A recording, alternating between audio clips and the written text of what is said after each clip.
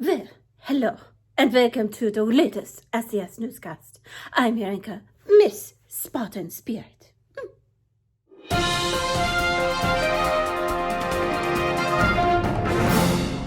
Well, I'm here with you today because you are working on something called respect for the month of March. And I hear that supposedly I need to work on respect. How dare they say such a thing? Well, first up, little Spartan Stanley wants to show you where he's hiding this time. Where in the school is little Stanley Spartan? Can you guess where I am this time?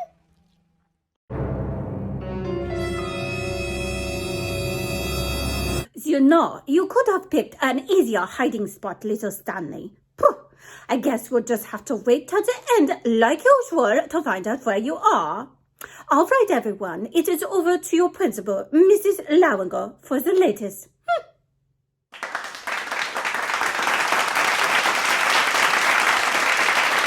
Good evening, boys and girls, and welcome to the month of March. We have lots of things happening at our school this month, and right now I'd like to update you on that. This month, as you know, is Read Across America Week. You should have received a reading challenge like this for you to keep track of your reading at home. You need to complete 5 of the activities each week and have them signed by your parent or guardian, and then bring them in to show your teacher. If you do this, your name will go into a drawing each week to win a prize. At the end of the month, if you have done this all 4 weeks, your name will go into a drawing to win a new bike. Calling all readers, we are looking for pictures of our Stanwood Elementary School friends holding up their very favorite book. If you have a picture of you holding your favorite book, you can email it to me, or you can post it on our school's Facebook page. At the end of the month, we'll use these pictures to do a special reading version of our family newscast. We're looking forward to seeing what our Stanwood Elementary School friends are reading now.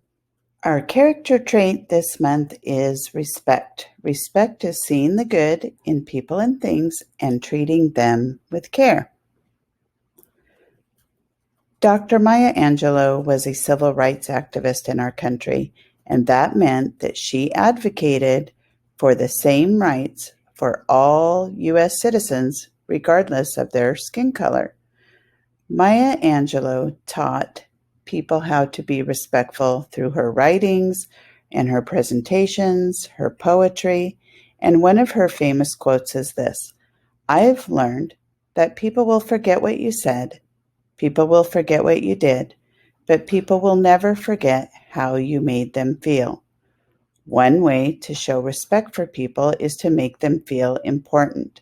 So I want you to think about what you can do this week to help your classmates feel important, to make your family members feel important, and the people who work for you at school to make school a safe and inviting place to learn.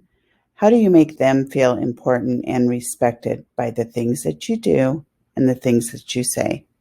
Now that there are more students in our building, it's more important than ever that we keep in mind things that we can do to keep ourselves and each other safe when we're at school. Later on in this newscast, you're going to hear from our school nurse and one of our school friends on something very practical you can do to keep yourself and others safe at school. Well, thank you so much, Mrs. Lawinger. Next up, over to the counseling corner. Miss Redding has a video to show you about nice things to say. Some little boy has ideas. I think they are things like, "You so stinky," or "Why you so loud?" Let's see what he has to say. 20 things we should say more often. Number 20, thank you. And not just on Thanksgiving, every day. Number 19, excuse me. Number 18, here's a surprise corn dog that I bought you because you're my friend. There'll be more corn dogs, more happy people, This is a good idea. Corn dog for you, corn dog for you, corn dog for you. Number 17, I'm sorry. Number 16, I forgive you. Number 15, you can do it! But don't say it if it's something you can't do. Number 14, another thing that we should say more often, I have barbecue sauce in my shirt too. Before you say something about the barbecue sauce on somebody else's shirt, take a look at the barbecue sauce on your own shirt. Number 13, please. Number 12, everything is going to be okay. Number 11, oh, you got me a corn dog too? You shouldn't have, buddy. Number 10, I don't know. I know a lot of people who need to say that. My sister. Number 9, you're so awesome I named my dog after you. Wait. That could hurt someone's feelings. I mean boat. I named my boat after you. Wait, who even has a boat? You're so awesome, I legally changed my name to yours. Wait, that's super creepy. Just tell people they're awesome and mean it. Number 8, hello, person that I never met before. Here's a high five. Number 7, my sports team is not always the best sports team. It takes a big man to say that. Number 6, nothing. Sometimes that's the best thing you can say. Number 5,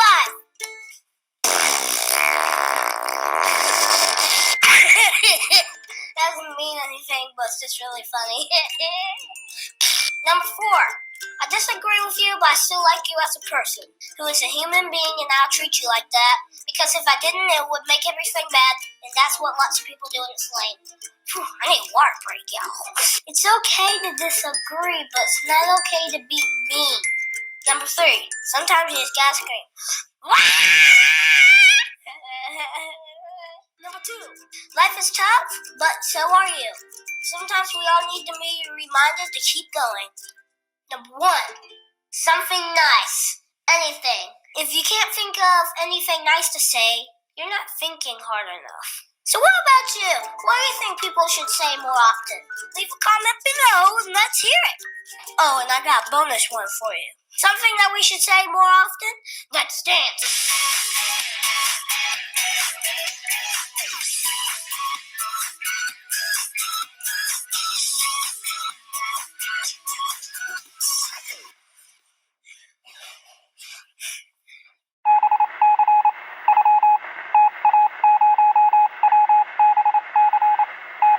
Well, I guess those are good ideas. I guess I practice. Please. Thank you. Excusez-moi. There, I'm doing good with respect. I think I've got it now.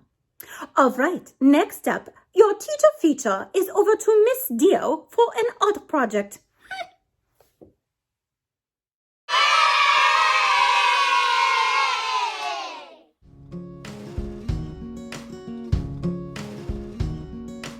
Why, thank you, Miss Spartan Spirit. Hi, everyone. I am 4th grade teacher, Miss Dio. And one thing about me is I absolutely love art. Now, since we officially kicked off Read Across America last week, and we're doing all kinds of reading, I thought it would be fun to make bookmarks. We are going to make our own corner bookmarks. To get started, you'll really only need paper and some sort of colors. But if you want, you can always use a pencil, and you might need some scissors. I have my supplies and I'm ready to go. For the paper, it's easiest to have a square piece of paper to begin with.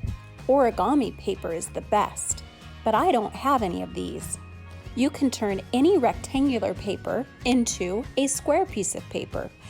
By lining up the edges and cutting off the excess, you will turn your rectangle into a square. I'm cutting off the extra paper now. I'm almost ready. Now this is an origami project where you're folding paper. The first step is already done if you have turned your rectangular paper into a square. But if not, and you started with a square, you need to fold your paper in half from point to point, just like this. Once you have the point to point, go ahead and crease your paper. Make sure to crease and fold your paper very carefully. Now, you're going to take that triangle shape and fold the bottom corner up to the very top. Then crease and fold carefully. And repeat this step with the other side. Take the bottom other corner and fold it up to the top. And make sure to crease and fold. Now that you have all these creases and folds, open it back up again. Take the very top point of the one side of the paper and fold it down to the bottom. Make sure to crease and fold. Now that that's done, you're going to take that bottom corner and fold it up over the fold that you just did, and then tuck it in. You'll see here in just a second. See, here I am tucking it in, and in a minute I'm going to fold it. See, there's my fold and my nice crease, and my paper's all tucked inside. Now I'm going to do the other side. Here I am taking the bottom corner, folding it up, and getting ready to tuck that inside as well. There's the corner, getting tucked inside. And now it gets a nice fold and crease as well. My project and the folding is all done.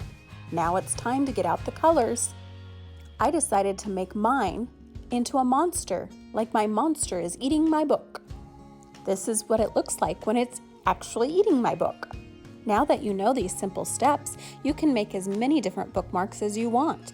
And you can even use scrap paper with colors and glue and cut. You can make bunnies. There are a few of you that might even want to make a unicorn. Well, I hope you have fun with this art project. And maybe you could even send our principal, Mrs. Lauinger, some pictures of your cool bookmarks and of you reading for the next upcoming newscast. In the meantime, happy reading, everyone! Woohoo!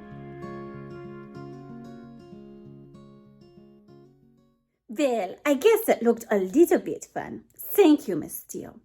All right, next up is our student feature. It is a duo with our lovely school nurse, Mrs. Beach, and her daughter at our school, Jenna. They are going to talk to you about something called hygiene.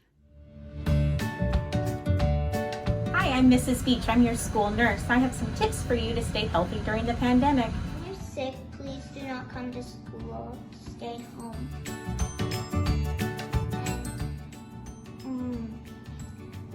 When you're in public, keep your distance and wear a mask and wash your hands for 20 seconds. And now I'm going to show you how to wash your hands.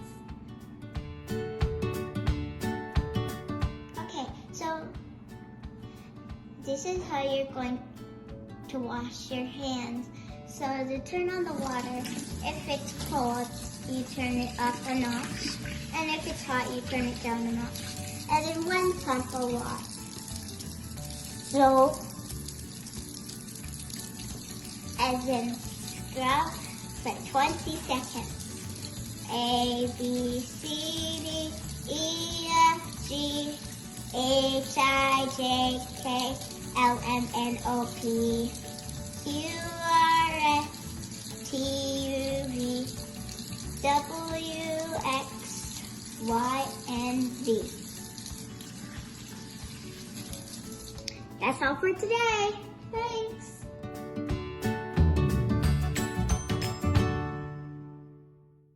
Well, thank you. Those were some good tips on how to stay safe. Next up, we have our joke of the week. It better be a funny one. Knock, knock. Who's there? Cows go. Cows go who?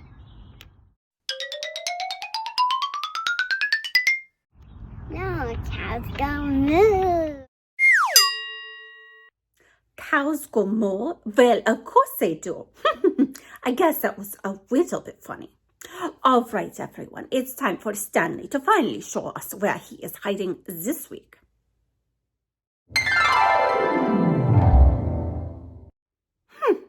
At the hand sanitizer station. Well, it's about time to wash our hands, Stanley.